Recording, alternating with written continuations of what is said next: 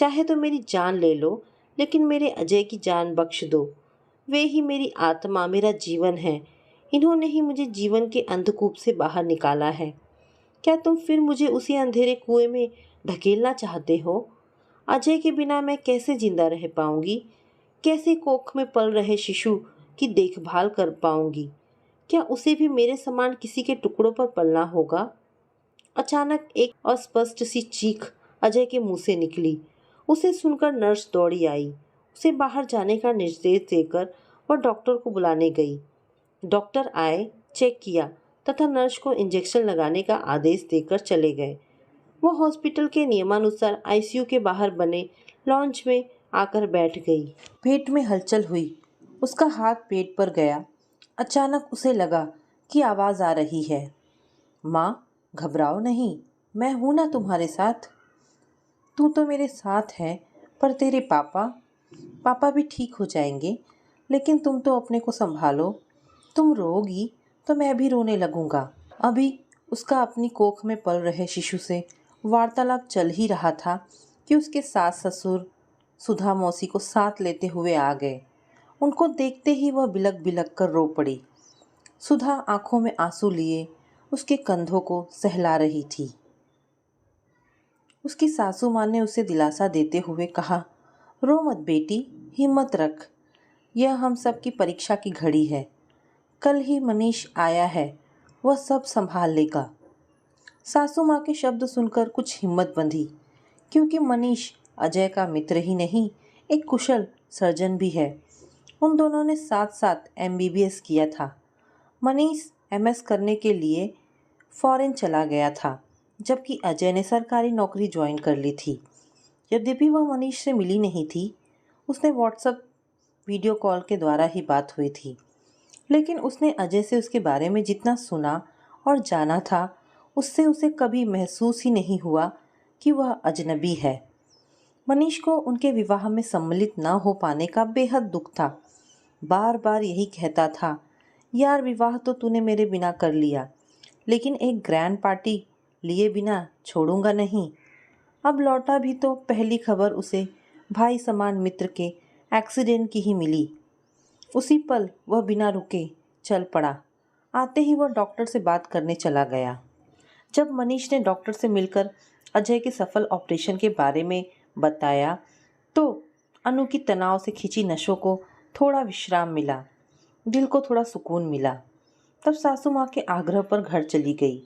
उस रात उसे ऐसी नींद आई जैसे कि वह वर्षों से सोई नहीं है। वैसे भी जब अपनों का साथ हो तो इंसान कठिन से कठिन विपदाओं को भी हंसते हंसते झेल लेता है। कुछ ही घंटों में इस शाश्वत सत्य से उसका परिचय हो गया था। 15 दिन बाद अजय को हॉस्पिटल से छुट्टी मिल गई। सबने चैन की सांस ली। अजय को आराम की आवश्यकता थी, अतः माँ पापा द्वारा यह निर्णय लिया गया कि यहाँ रहने से तो अच्छा है कि अजय को दिल्ली अपने घर ले चले। वहाँ भी एक बार उसका पूरा चेकअप करा लिया जाए। कुछ अन्य टेस्ट जिनकी इस हॉस्पिटल में सुविधा नहीं है, मनीष के अनुसार करवाने आवश्यक थे, क्योंकि सफल ऑपरेशन के बावजूद अजय के सिर का दर्द समाप्त नहीं हो रहा था। दिल्ली पहुंचने ही वाले थे कि जिस गाड़ी से वे जा रहे थे, उस गाड़ी का ब्रेक अचानक फेल हो जाने के कारण गाड़ी सड़क के किनारे लगे पेड़ से जा टकराई। सभी को थोड़ी बहुत चोटें आई, लेकिन पीछे की सीट पर लेटे अजय का सिर आगे की सीट से इतनी जोर से टकराया जिससे कि उसके सिर से बेतहाशा खून बहने लगा। शायद घाव पूरी तरह भरा नहीं था। मनीष अपनी चोट की परवाह किए बिना अजय के सिर से बहते खून को रोकने का प्रयत्न करने लगा। अजय की हालत देखकर एक भले मानुस से लिफ्ट तुरंत मिल गई थी, किंतु फिर भी हॉस्पिटल पहुंचते पहुंचते उसकी हालत काफ़ी नाजुक हो गई थी। उधर अजय की हालत देखकर घबराई अनु के पेट में हलचल शुरू हो गई। उसे भी आपात कक्ष में तुरंत भर्ती करवाना पड़ा। अनु की नाजुक स्थिति देखकर ऑपरेशन द्वारा आपात डिलीवरी करवाने का डॉक्टर ने निर्णय लिया। जिस समय अनु ऑपरेशन थिएटर में एक नए जीवन को देने का प्रयास कर रही थी, ठीक उसी समय अजय के जीवन की डोर टूट गई। जीवन मरण पर किसी का जोर नहीं है। जिसे जाना होता है उस पर चाहे लाख पहरे लगा दो, वह चला ही जाता है। और आने वाला लाख पहरे तोड़कर आ ही जाता है। अगर इंसान की इच्छा अनुसार ही सब होता जाए तो संसार से दुखों का नामो निशान ही मिट ना जाए। सच, इंसान सोचता कुछ है और होता कुछ और है। शायद यही जीवन का शाश्वत सत्य है। अनु की नाजुक हालत को देखकर अजय की मृत्यु की खबर को उससे छिपाने का उसके घर वालों ने काफ़ी प्रयास किया, किंतु कब तक उससे इतनी बड़ी बात को छिपा कर रखा जा सकता था। भेद खुलना था, खुल ही गया। उनके चेहरे पर छाई उदासी न चाहते हुए भी सब कह गई। वह जीते जी ही मर गई। उसका न खाने का मन करता और ना ही किसी से बात करने का। बस टकटकी लगाए अपनी बेटी को देखती रहती। क्या यह भी उसी की तरह मनहूस है जो पैदा होते ही पिता को खा गई, या उसकी अपनी मनहूसियत ने उसे एक बार फिर अकेला कर दिया।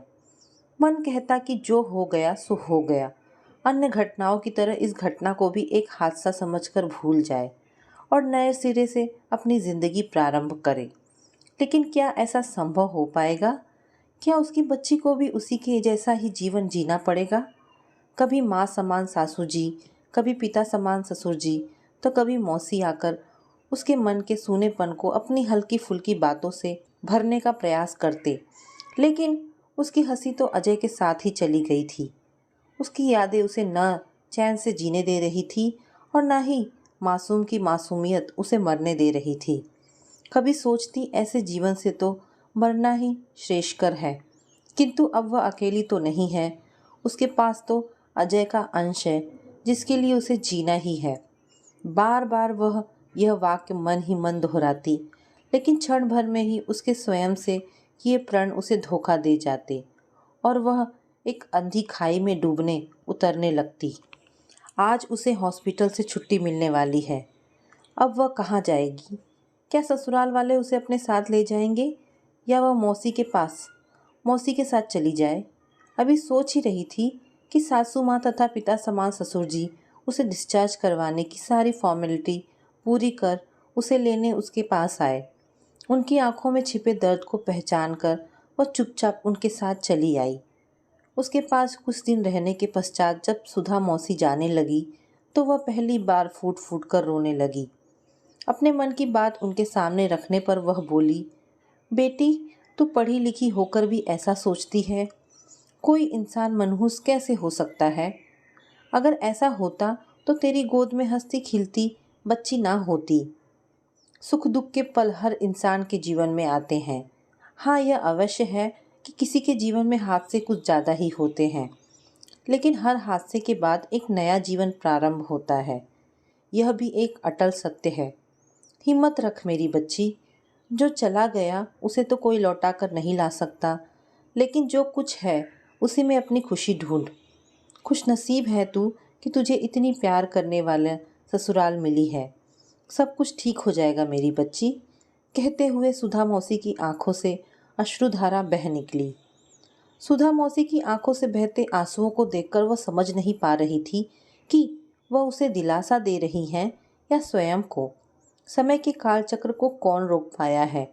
वह तो अनवरत गति से चलता रहता है। दिन रात उसके जीवन में भी आ जा रहे थे, लेकिन ना तो दिन का उजाला उसके जीवन को रोशन कर पा रहा था और ना ही रात का अंधेरा उसके जीवन के अंधेरे को ढक पा रहा था। जी तो वह रही थी, लेकिन जीने की सारी आकांक्षाएं समाप्त हो गई थी। संतोष था तो सिर्फ इतना कि उसकी बच्ची को दादा दादी का प्यार मिल रहा था। कभी कभी मनीष आकर अपने कहकहों से उसके मन के सूनेपन को भरने का प्रयास करता।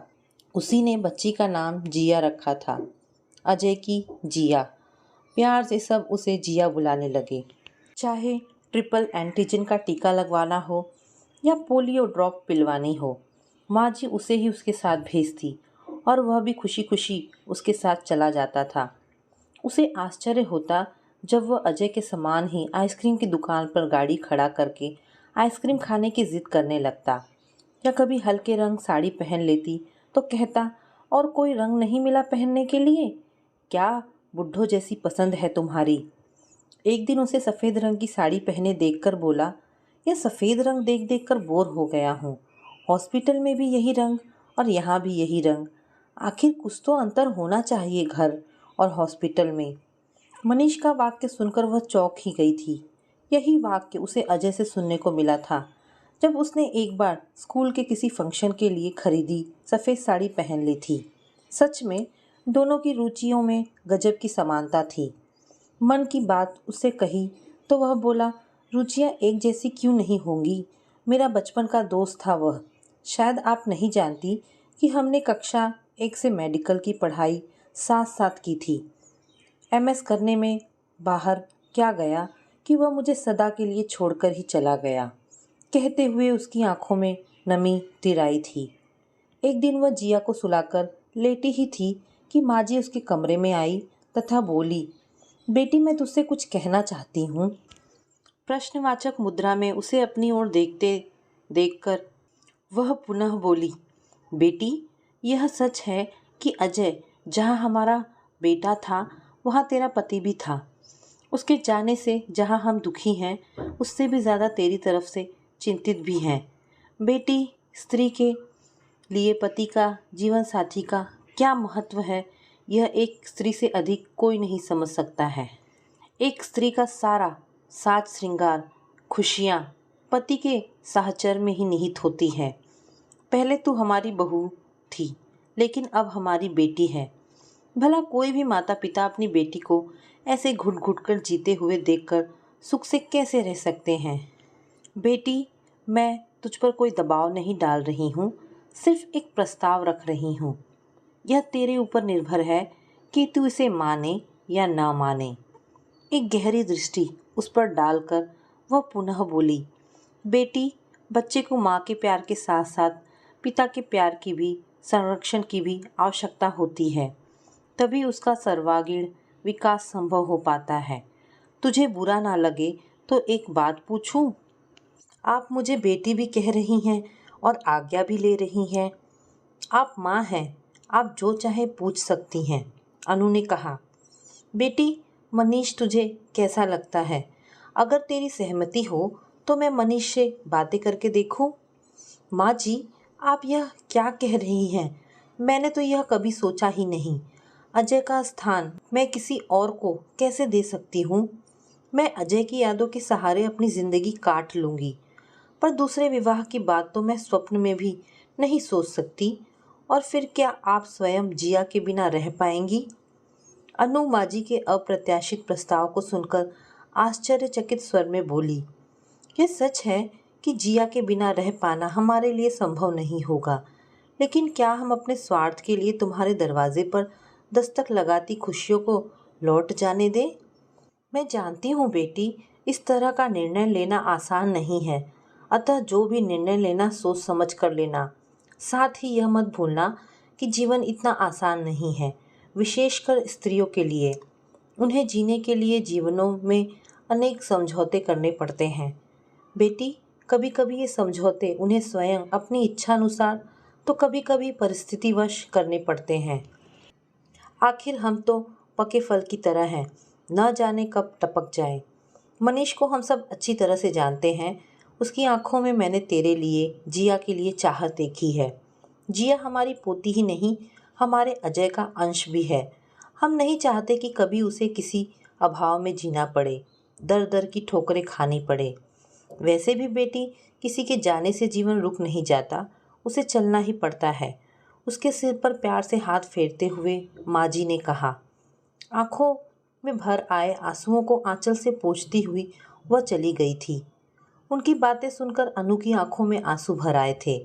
उसने अपनी माँ को तो नहीं देखा था, मौसी से माँ जैसा प्यार अवश्य पाया था, पर सासू माँ से माँ जैसा प्यार मिलना उसके जीवन की महत्वपूर्ण उपलब्धि थी। उसके पिता ने उसे अपनी माँ की मृत्यु का जिम्मेदार ठहराकर उसे मनहूसियत का जो आवरण उड़ाया था, उसे भी आज उसकी सासू माँ ने अपने प्रेम से उतारकर उसे बेटी जैसा मान सम्मान ही नहीं दिया, बल्कि वह उसकी खाली झोली में संसार की सारी खुशियाँ डालकर उसके लबों पर मुस्कान भी लाना चाहती हैं। वह उनका प्रस्ताव कैसे स्वीकार करे? उसने तो सिर्फ अजय को चाहा है। मनीष के साथ तो वह माँ जी के कहने पर सिर्फ अजय का मित्र होने के कारण चली जाती है। या बातें कर लिया करती है। उसने इस दृष्टि से कभी सोचा ही नहीं। फिर अपने स्वार्थ के लिए किसी की इच्छाओं और भावनाओं से खेलना क्या उचित होगा? ऐसा करके क्या वह मनीष या उसके माता पिता की नज़रों से गिर नहीं जाएगी? कहीं ऐसा ना हो कि वह माँ जी का प्रस्ताव सुनकर भड़क जाए और दो परिवारों की मित्रता में ग्रहण लग जाए। माँ जी को भ्रम हो गया होगा। मनीष भला उसके साथ विवाह क्यों करना चाहेगा? उसके लिए क्या लड़कियों का अकाल पड़ गया है? अगर वह उसके साथ विवाह कर भी लेता है तो क्या पूरी जिंदगी उसे इस एहसास के साथ नहीं बितानी पड़ेगी कि वह उस पर दया कर रहा है? माना आज वह जिया से स्नेह करता है, पर क्या कालांतर में जब उसके स्वयं के बच्चे होंगे तो क्या वह समान व्यवहार कर पाएगा? नहीं नहीं, वह अपने सुख के लिए जिया की जिंदगी में जहर नहीं घोलेगी।